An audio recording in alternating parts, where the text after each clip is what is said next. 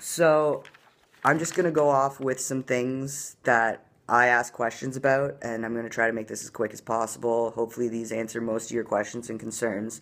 These answers are also straight from McLean, as well as things that I have followed, and I have followed according to McLean. And if it's anything that I've gone a little bit further on holding out on, I will specify that as well.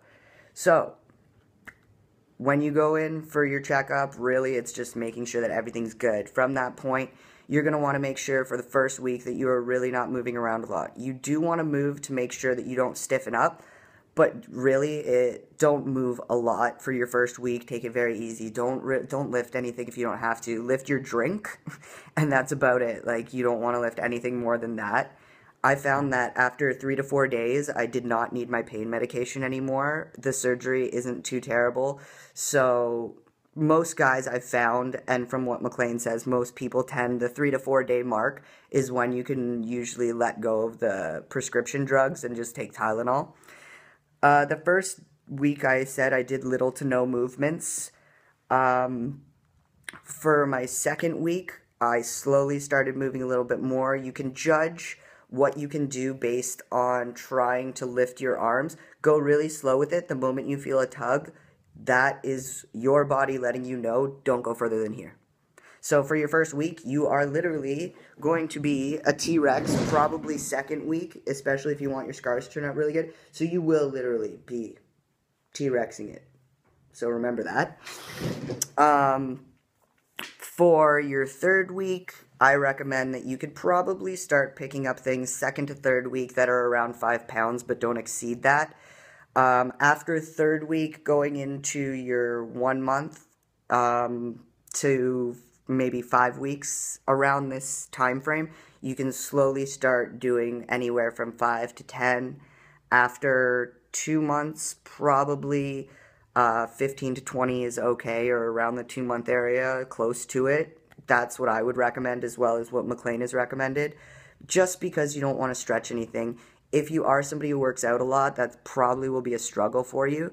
I was told 2 months at least before you start lifting, going back to the gym, lifting anything, working on your chest, working on anything to do with your upper body. Do not do it before 2 months. Otherwise, it might not show up right away, but you're probably going to stretch your scars, and it's easier said than done. But you really gotta, if you want your scars to be minimal, then please, the 2 month, don't do it before then, because you're probably not gonna like what happens. This is a surgery where you've paid a lot of money for, so as much as people love the gym, I was suggested you can slowly start doing cardio around the 1 month point, but just the cardio. 2 months, then you can kind of start slowly getting back into your gym life, which I know it sucks, but you paid a lot of money for this, so do it at your own regard. But I'm just letting you know, 2 months, and sometimes even 3 months, depending on how fast you heal. You want to make sure that you are not doing a lot of anything at the gym that involves the upper half of your body. When going in for surgery, just so everyone knows, your scars aren't probably going to be even. Some guys with bigger chests could have the scars that go straight across your chest. That's just because either you were a larger guy or you were bigger chested. If you take care of your scars, you will not be able to see them a lot. So don't worry. I have a gap in between, but I know that, obviously I'm saying it, you guys can believe me or not, but even if I did have that line there, I'd still be happy because it's gone. They're gone.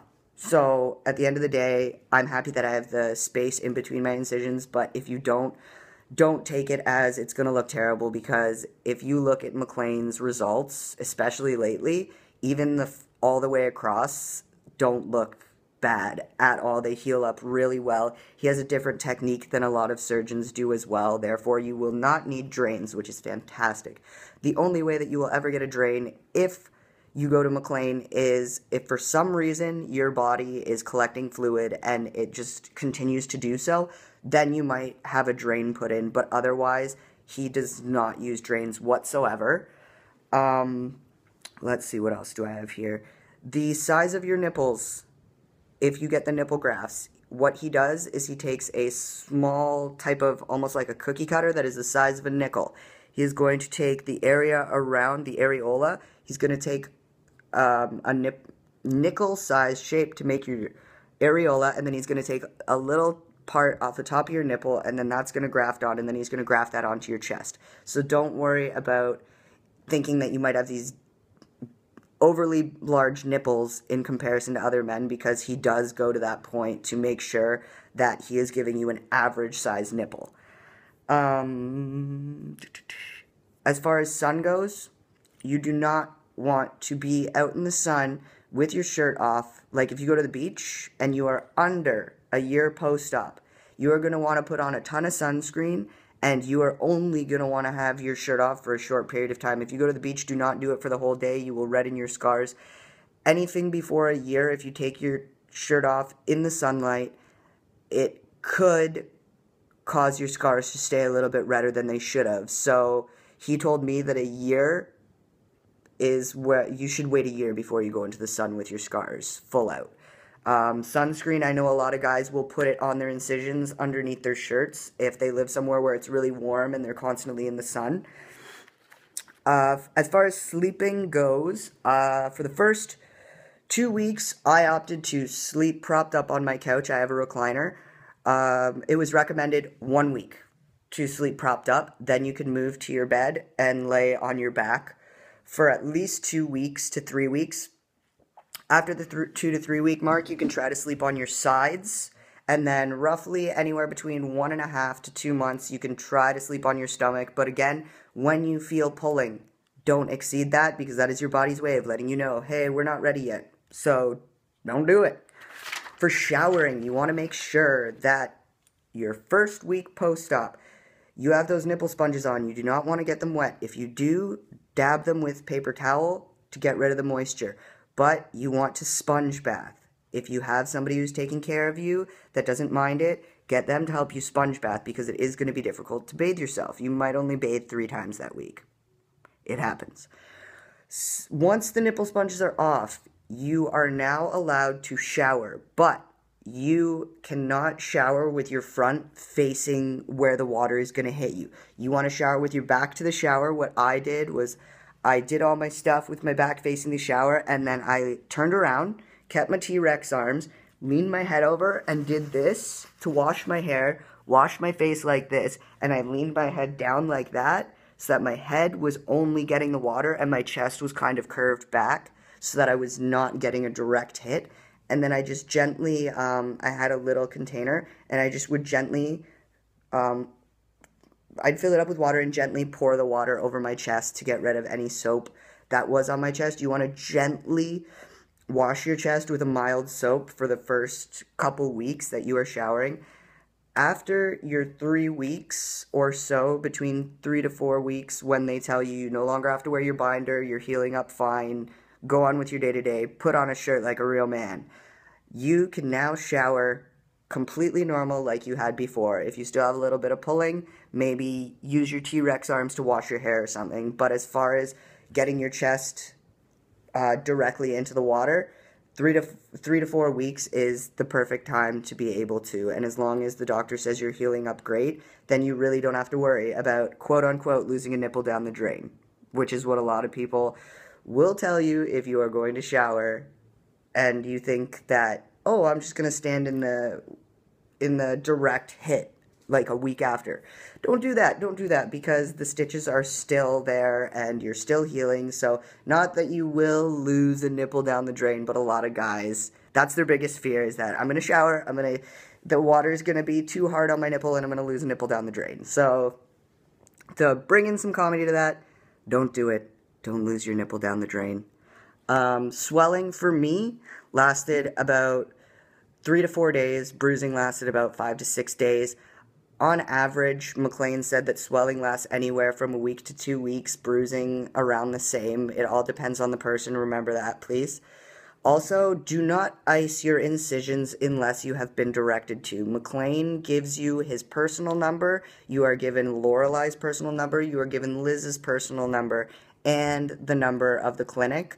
So please, if you have any concerns about swelling, if you think you have fluid buildup or something like that, you can call them at any time because you are given 4 numbers to be able to talk to somebody about anything that's going on. Really, unless it's really bad pain, really bad swelling, you really don't have to call them. But if you are worried, just be aware that those numbers are there for you. Also, before surgery, I had asked about tape because I've seen a lot of guys taped up like mummies. I've also seen a lot of guys that have talked about, oh, well, I had chest hair and the tape got stuck on it, or this, or the other. Do I have to shower, or do I have to shave, or whatnot? I asked Dr. McLean. Dr. McLean says, you do not have to shave. You do not have to shave your chest. You do not have to shave your armpits. They barely put any tape on you, so I'm very sensitive to tape on my skin. I get a really bad breakout, and it actually peels my skin off. So I had maybe 6 pieces of tape on me about that big in total, and that's it. So I was really happy to know that I was not mummified after my surgery. Negatives. I don't have any. I really don't. I'm extremely happy. Everything went so well. I am not going to need any revisions, which is fantastic. And just to note this, McLean doesn't normally do revisions. When I asked him about revisions, he said, I'm not saying he doesn't do them. I'm saying, like, it's not really that heard of.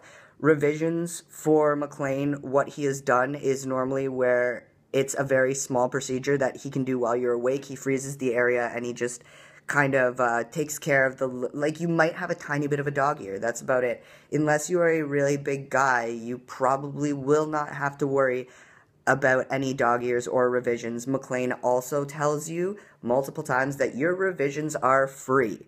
So even if he says it looks good, it's going to turn out fine, and you're unhappy, if you talk to him and he's okay with doing a revision to make you happy, it's free. Any revisions, all revisions, as long as you have gone to McLean for your original surgery, are free. It's covered in the cost that you've already paid. You don't have to worry about it. He said to me, if you want 10 revisions, I'll give you 10 free revisions. But I'm letting you know right now, most people don't even need a revision. So it's not a big concern to us, and we don't have a percentage number of revisions.